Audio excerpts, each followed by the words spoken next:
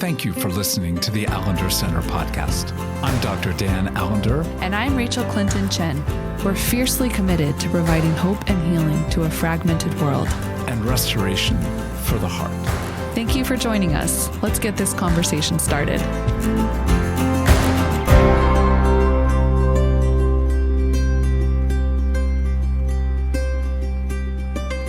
Rachael, let me ask you if you remember a podcast we did. You know, we're aging, aren't we? I know exactly what you're going to talk about. Do you really? Then you go ahead. Let me test and see. I'll tell you the truth once you tell me what I was thinking. Are you going to talk about the podcast we did on not being well, which Yes! was like a total detour of the podcast we were intending to do because we were Freak me out. Unwell. Freak me out.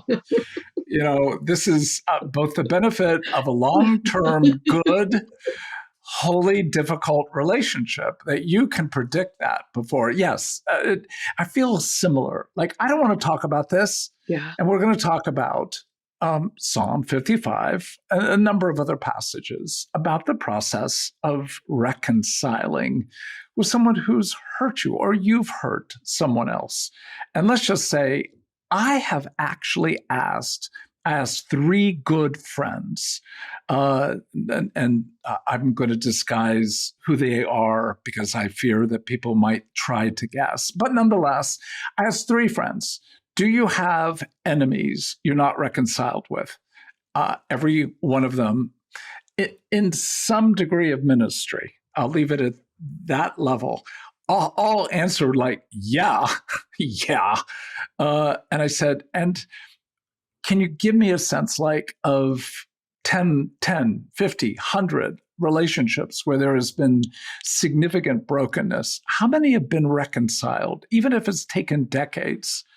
And the queruous look on all three faces, they were all Zoom, the look like, and I said, that kind of tells me it's not like a large number. And each person said, maybe a couple over many years. That was both incredibly discouraging, but also confirming. What we're about to step into is a realm of heartache, a realm where there really isn't a lot of reason to have, it's going to work out, it's going to be fine. That kind of false, euphemistic hope.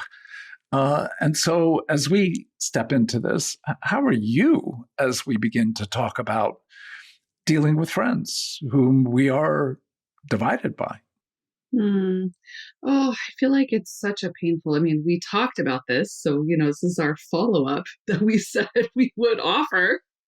When you said we would offer it, I remember looking at you like, are we the people to talk about rebuilding friendships? And I think, yes, we are, because we're human and we have experience and we know heartache and we also know the possibility of restoration. So, I think it's interesting because I find myself going, I wonder if this also, we know it gets into attachment, but even as we're starting, I find myself wrestling with the fact that I actually don't have as hard a time moving toward repair when I've harmed someone that fits my story, fits my style of relating.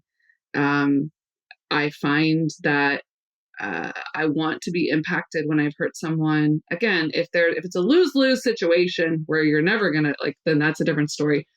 I have the absolute hardest time getting it anywhere close to my desire for repair and reconciliation when someone has hurt me. Mm-hmm. Yeah. Which also fits my story and style. Well, no, I think it fits everyone's story. At least I think it does. That The reality is when you can clearly own, like I failed, I didn't keep a promise, or I lied, or I've failed in some significant fashion. I think for most of us, where we can own our own failure, it creates a natural bridge to a declaration of desire. when we've been hurt and therefore perceive, whether accurately or not, Right. the other is more at the core of this division than we are, then how do you trust someone who's already harmed you to open the door to desire? Because to do that feels like you're now taking on way more than the original wound. You're taking on that, shame on you first time for hurting me. Shame on me the second time that I actually open myself to further harm by wishing and opening the door to reconciliation. So I think there's so much more potential in that case to feeling like I am such a fool for trying again. Yeah. That's not there when the clear log is in your own eye. Yeah. Does that seem to fit? No, that feels very true. Yeah. So as we begin this process, I would just say it's important for me as I've begun to look at friendships that some friendships have waned because of this fading or attrition. And I don't find those that difficult to re-engage. When it's due to a fading or attrition, oftentimes all that needs to be done is reconnect and acknowledge, I've lost track. We've lost track. And I have either a desire to re-engage. I'm going to be in the same city. I wonder if you wanted to meet. And sometimes those moments have created absolutely, I don't know how we both fell out of one another's orbits, a joint honoring that we both have in some sense spun away. But there would be goodness in coming back. Other times I found people, I really felt disappointed.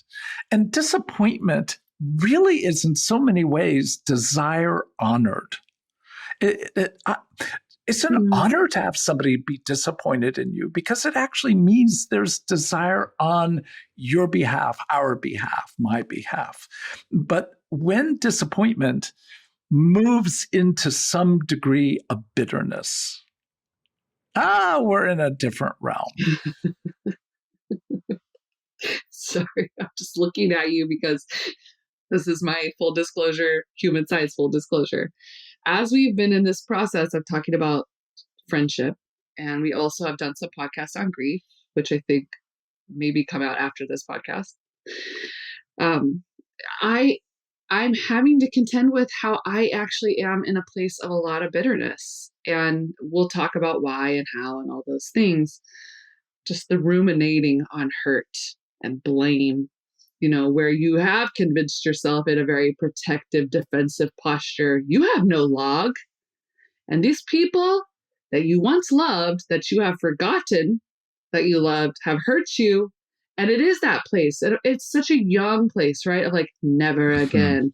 But the reason why you saw my face, and I know nobody else could see my face, is because I had to go to the podiatrist to get an ingrown toenail dealt with that got infected. And it's a long story I won't go into. But as I was sitting there, which often happens to me with God, a little bit like Jacob wrestling, except I have an ingrown toenail that's infected. As I feel a little bit in this season, like I was making the connection of like, my body is dealing with some toxicity right now. And part of it I'm wondering is like postpartum toxicity of just like bacteria or things, you're breastfeeding, you got milk growing in your body. Like there's just all kinds of things. But it's actually my like 6th or 7th infected ingrown toenail, not the same one, in like a few month period.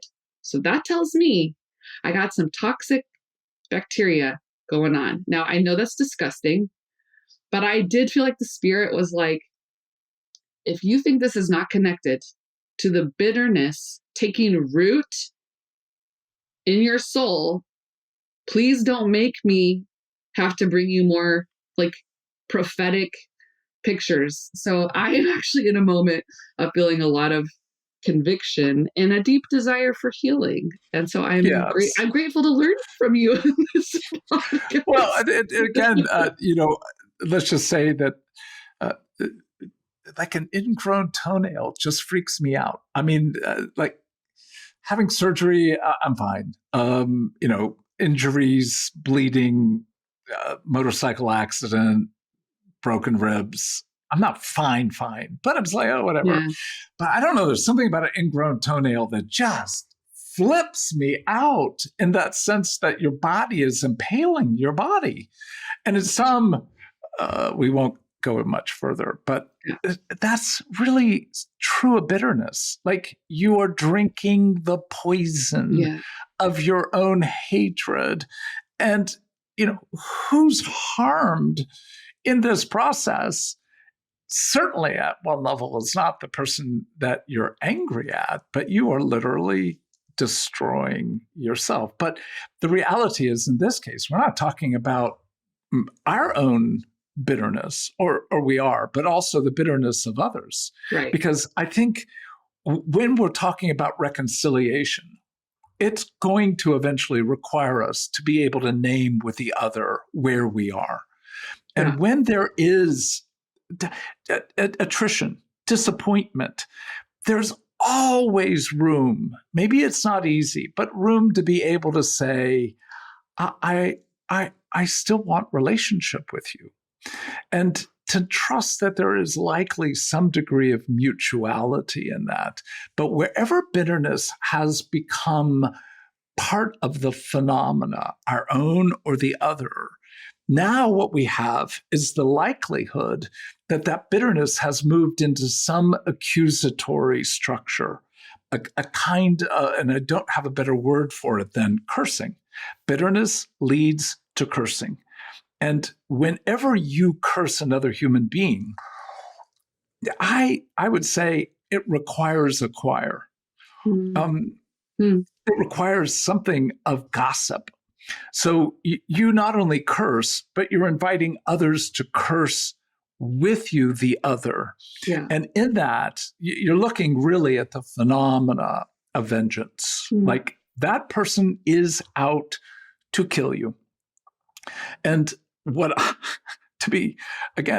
moving toward this. The reality is, like, Jesus doesn't go, oh, yeah, Dan, isn't that hard? It's a simple, now love your enemy, bless your enemy, pray for your enemy. And I'm like, hell no. You have got to be kidding.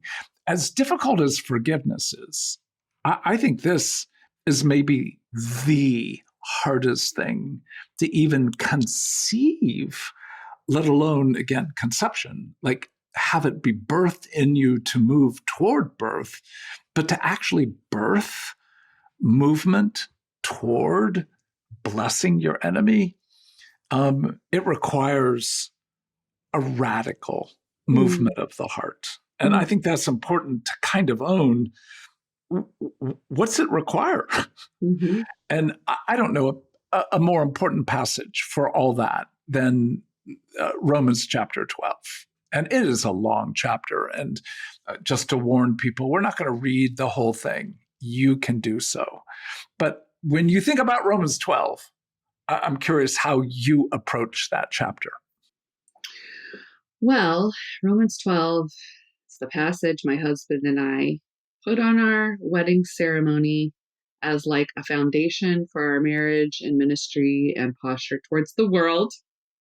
And I think, when I talk about this bitterness right now, like I am talking about how I'm protecting myself against my perceived enemies who I feel like have vengeance towards me. Like I feel like my bitterness keeps me safe because then I don't have to be vulnerable and move towards them. So when there's this language of like, isn't Romans 12 like bless those who persecute you? Yes. Yes. And very much. Like love your enemy, practice this radical hospitality.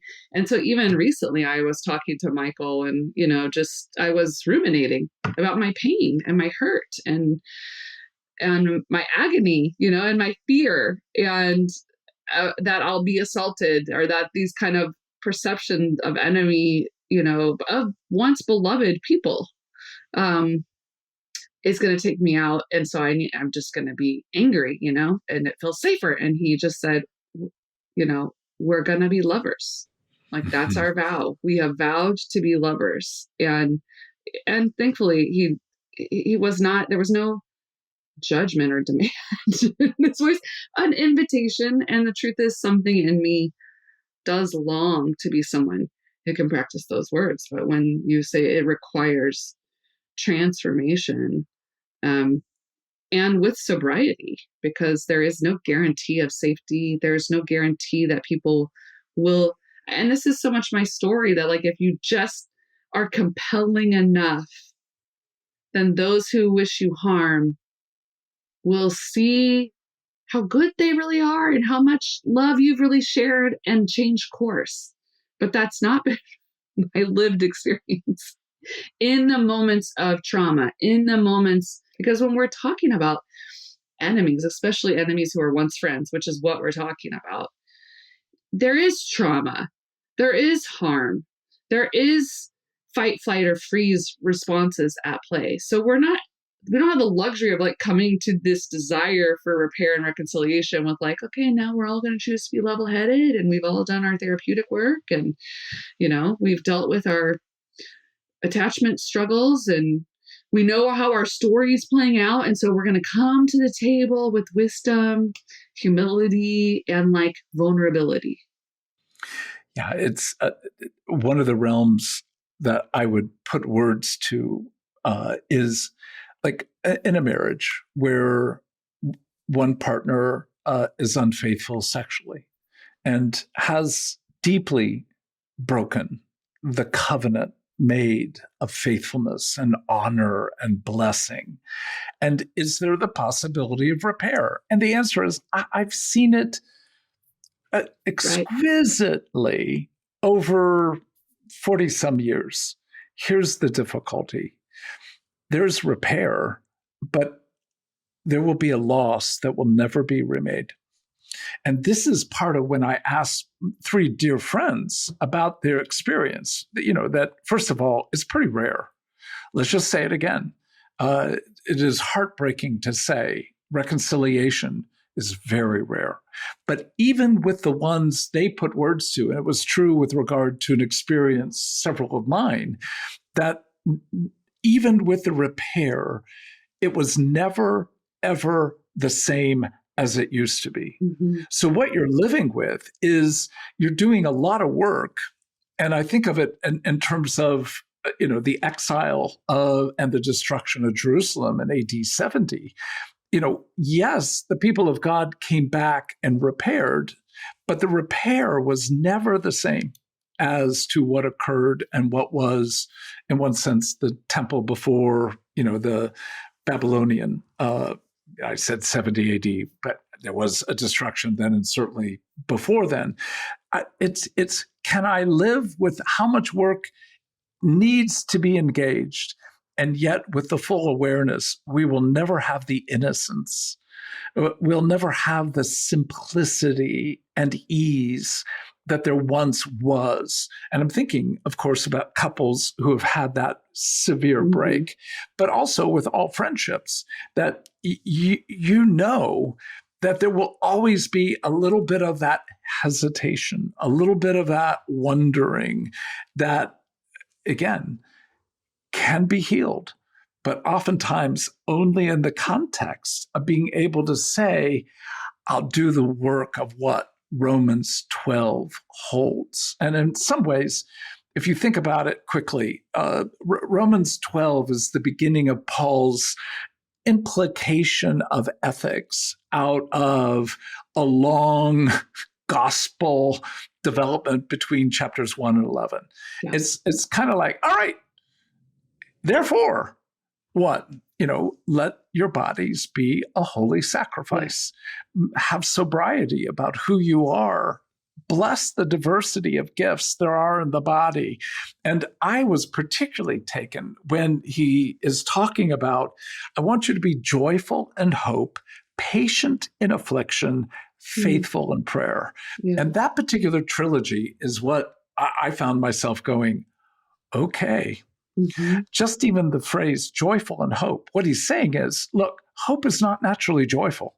Right. Because you're choosing to live out desire with regard to the future, and you're facing profound uncertainty, and at least in terms of a loss of a relationship. To be joyful in the hope it can be restored feels like the ultimate, are you foolish or just stupid? And some combination thereof. And then to be patient in affliction, patient with myself and patient with the other. I think in some ways, I have a harder time being patient with myself with regard to the healing needed for me to be reconciled. I would wish, because of some inherent core maturity, that wherever there was brokenness, I'm ready. I'm ready. But to actually be patient with affliction, I think in some ways Paul is getting at the reality that, no, after a significant injury, you're not ready to go run a marathon.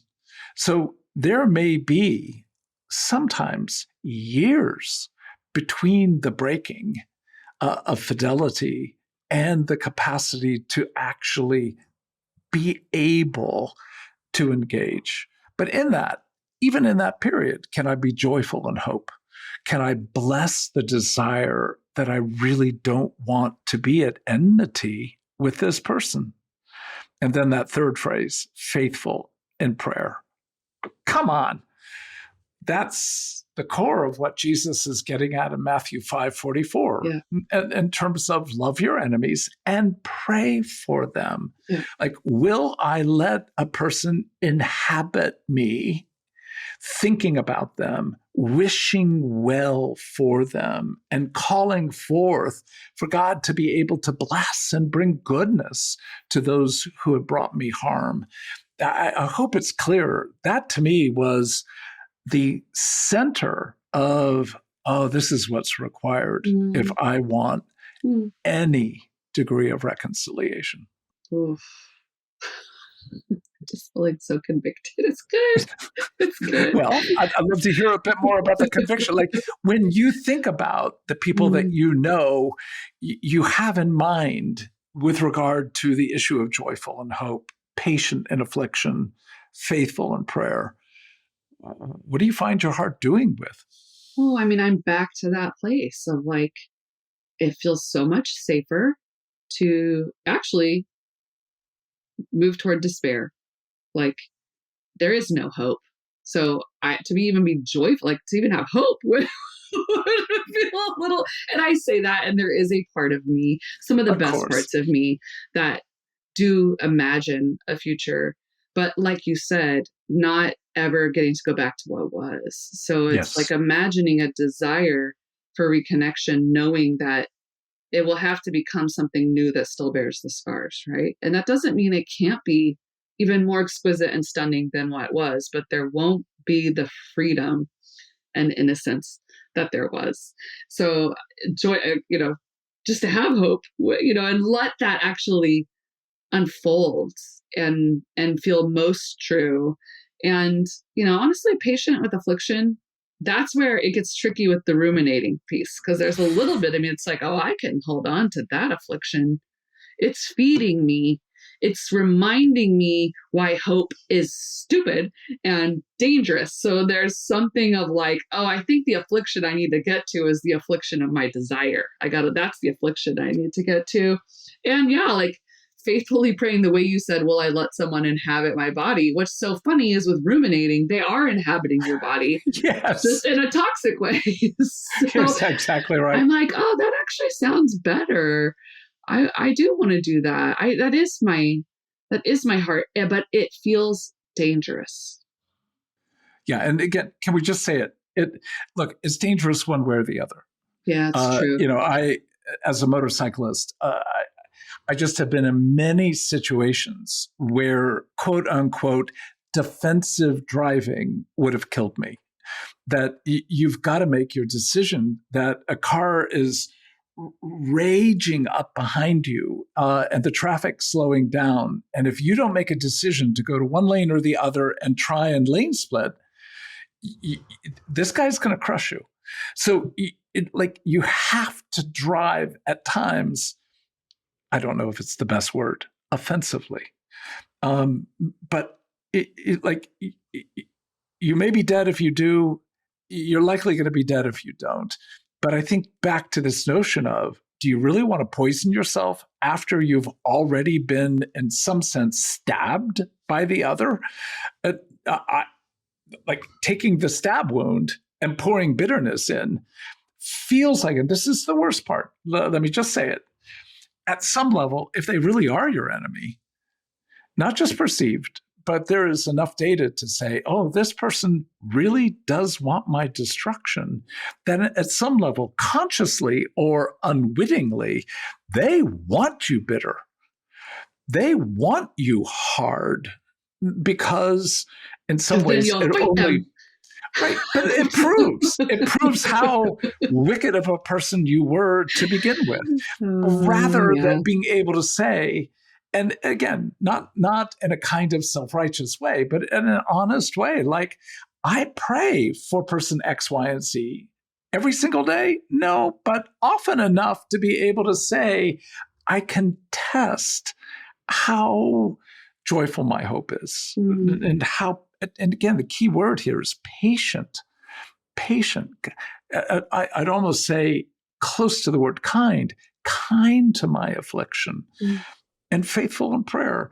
In which case, then I've got the preparatory process for fruit to grow on this soil, if there's ever the opportunity for engagement. And that to me is like, I don't have to be directly reconciled with those who I perceive to hate me or wish me harm, but I do have the responsibility to, in one sense, not let bitterness move me into accusations and then into creating gossip that creates this relational bind where I'm opposed to person X, Y, or Z with now a community, and then feeling very righteous. Oh my God, righteous in my vengeance. Yeah. And I think a lot of justice-oriented movements end up being actually another form of vengeance, because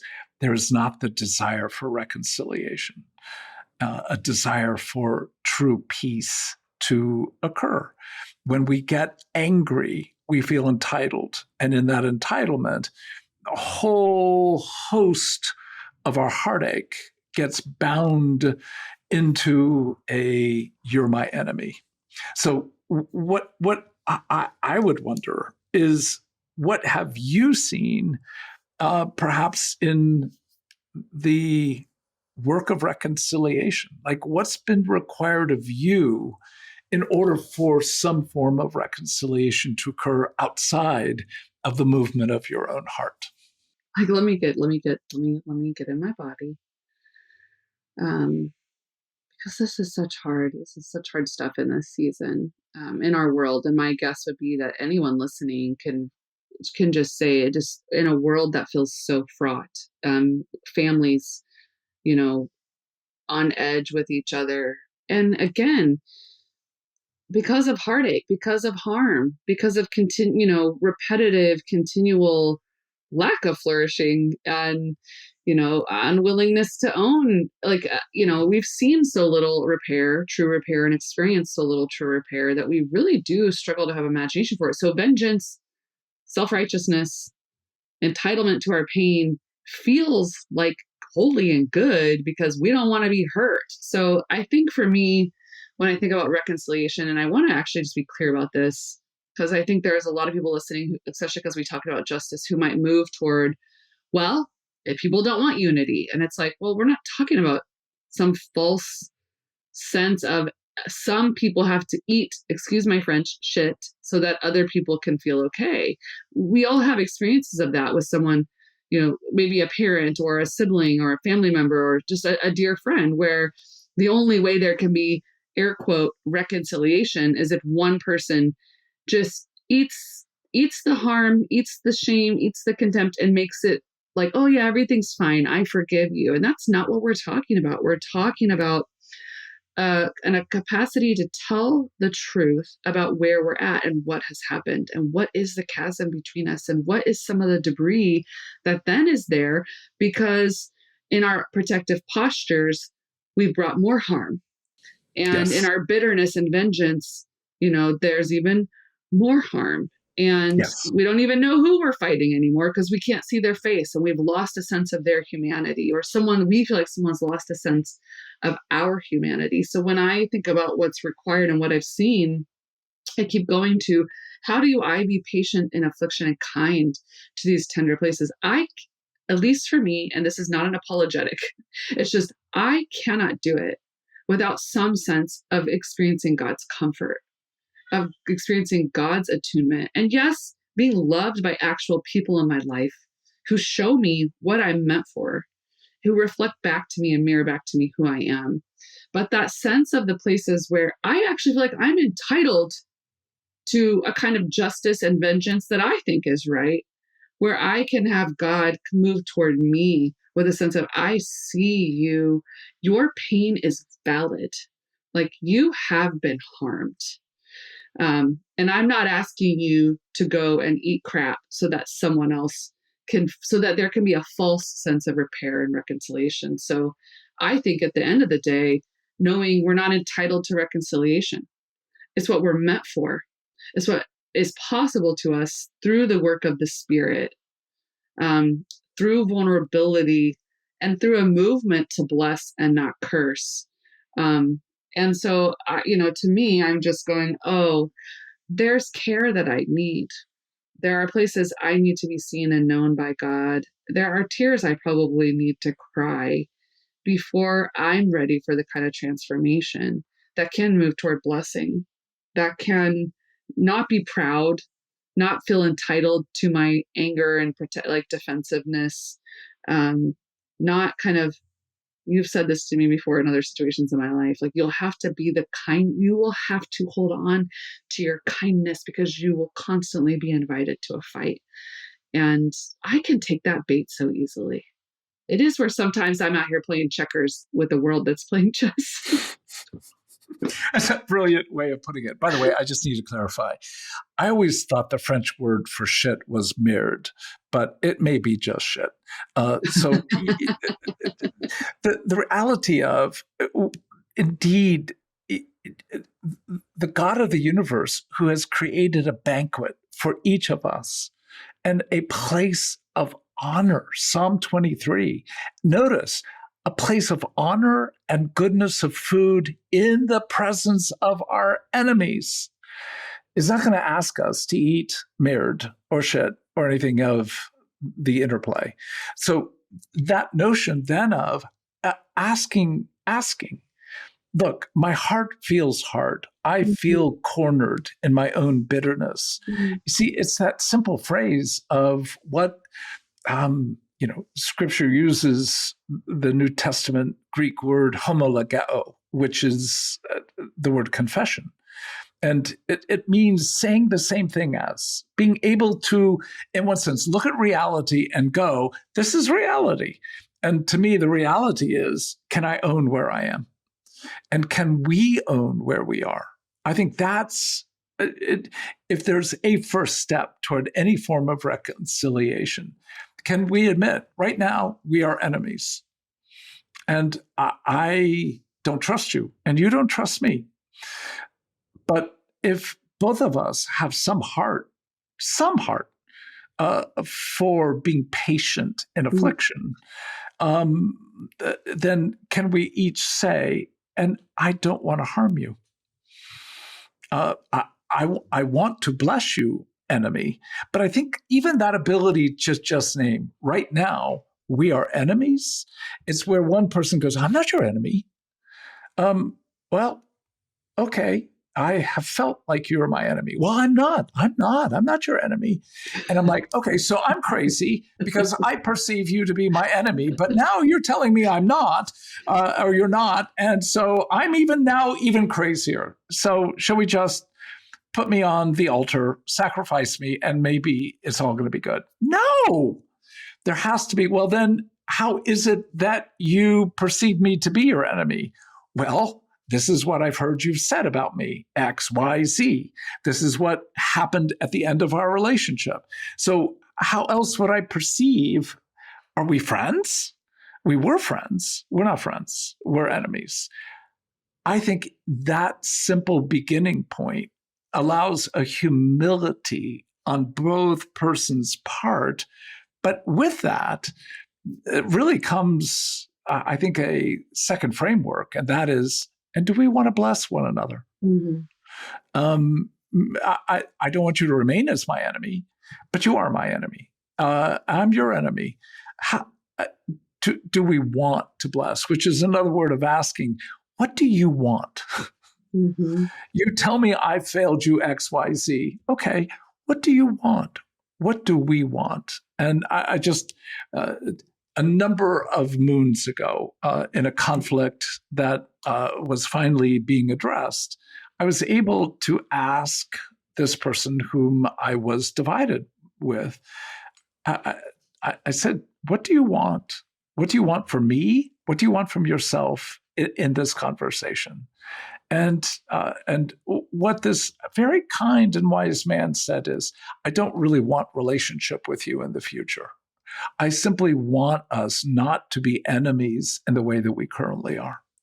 And it was like, no, that's really, and I said, that's really hard to hear, but it feels honorable. Like, I want to be able to speak about you privately, publicly. Well, right now, neither of us can do that. And that simple freedom of going, I don't perceive that we will ever be friends like we once were. And it's like, I get that. I concur.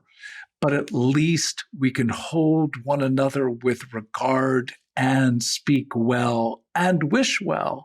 And in that movement of clarity of desire, there wasn't, I want to be good friends again like we once were. I think if he had said that, I would have known something in me was like, ooh, too far, too fast, and not enough acknowledgement. The scars will be permanent. We may be able to grow far more than either of us perceive, but at least being able to own what do you want allows for now not just humility, but the framework of joyful hope in a way that you might not have had before.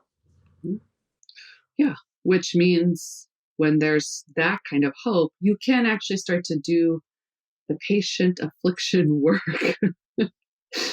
of naming with particularity. Not just, you hurt me, but here's how you hurt me. And hearing that, right? Because this is why we so rarely get to this work, because we can't often bear to hear the particularity and without moving toward, well, that wasn't my intention, right? And that involves lament, and it involves a lot of ownership on both sides, because you just can't, with friendship, again, the bitterness is there, the vengeance is there, because you actually do have a lot of desire. And the only way you can mitigate that is, sabotage. Moving toward a sense of really addressing what we talked about. It's like, what's the debris now that's in our wake? Because there's maybe this initial fallout and initial breakdown, but now we've got all this debris. And that is a very patient work. And as we know, you can't have reconciliation without a rebuilding of trust. And that takes time. Yes. Because you could say, I'm sorry, but if there's not a commitment to transformation and to restoration of trust, which has to kind of be shown, not just told, and again, takes time, takes intentionality. Again, I'll use the complexity of a spouse having an affair. There's a clear perpetrator, a clear victim.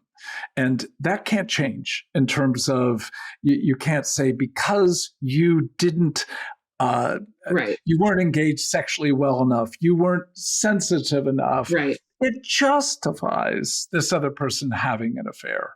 Right. Here's the complication. Though there is never warrantability to blame, there's always a context that both of you have a log. So the fact that in every interaction, even when I am a deeply violated victim, I still have to deal with the log in my own eye, not as an explanation for why you failed me, but I have to own the realities that are going to keep me from, again, being joyful, being patient, being prayerful. And whatever those are, even if they're very generic, like I have my own trauma history and I am given to fight or flight or freeze, there's still the ownership. It's my body. It's my engagement. And there is something in that when two parties can own, this is where we are, and it's not where we wish to be, meaning there is a desire to bless, even if you remain an enemy. But when there can be any humility, as you put it so well, to owning something of the debris in my own eye, let alone the debris that has come as a result of our own failure, particularly when it's been communal, because very few divisions of friends are solitary, unitary, without some degree of community involvement. That's where I would come back to this word gossip. How have I gossiped and to whom? How have you gossiped and with whom? And what does it mean for us to engage the people we have aligned with us to justify something of the other person's harm? And that is an often radically unaddressed reality when we want some degree of reconciliation. We are just too radically individualistic rather than understanding that this is a collective process, and it involves families, friendships, other friendships that have been, in some sense of the word, drugged into the drama and either remain somewhat neutral or chosen sides. Now the question of if there's even the movement to be able to say, you are my enemy and I long to bless you. If there's ownership of the log, that has to move to the debris that we're beginning to put words to, because trust can't be rebuilt until we begin to scope the land that's been burned, not only between us, but within the communal world. I'm looking at you like, no wonder this is rare, because it really does take a radical kind of hope. It takes a radical kind of vulnerability, humility, patience. Yeah. Well, let me add one more, shall we say, complexity to this. We talked about the last time, that notion of skin, that I like being with you. We played together. That idea of heart, that is, some of my brokenness, some of my stories, and there is alignment of heart together. It's where you come to this third category, particularly of soul, when it involves formal employment interactions. Now, we're in deep doo-doo, because now the friend you've just fired. How do you keep a friendship with somebody that you have walked together to worship, but it's actually been part of your job, part of your calling, your career? And now, when we're not just dealing with two individuals, we're dealing with systems, including state personnel law, and we're dealing with the reality that when you start including money and the domain of the complexity of kingdom service, this is where what I would say is it's a whole nother podcast. one in which what we can say is we've been dealing with just two people, not two people embedded in a church, two people embedded in a nonprofit organization, especially people who have started a church or an organization together, that where there is division, now you've got a long history of sacrifice together that now cannot be held in the same way. So all we're saying, even as we come to an end, is that no wonder, as you put it, Rachael, it's so rare that reconciliation occurs. But if I had to say one core element, do you desire? And in that, maybe it won't be until eternity, but what your heart will always be ready for is that knock on the door, or for the prompting of the Spirit to make that phone call, to basically be able to say, I know we're divided. And I'm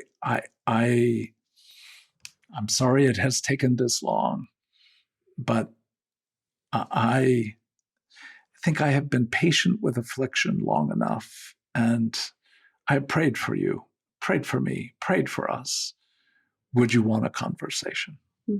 And that huge risk can open the door not to magic, not to everything being what it once was, but for evil to no longer gain the debris and access to it that has created even more heartache for one another. May it be.